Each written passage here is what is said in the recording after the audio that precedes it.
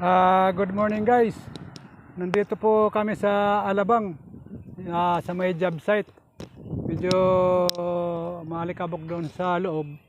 Yung meeting ng bossing ko nasa loob ng isang kwarto, kaya okay sila doon. Pero doon sa area, kahit saan ka doon umikot, maalikabok. So lumabas po ako kasi alam mo na, masilan itong ilong ko sa alikabok tsaka yung mga amoy. Madali ako sipunin at yung yung tawag nito, yung allergy. Kaya dito muna ako sa labas, hintayin ko na sa lumabas.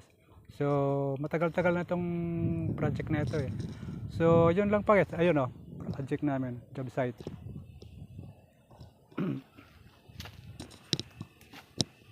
Yan po. Diyan lumayo ako kasi yung alikabok. So yun lang pa guys. Thank you.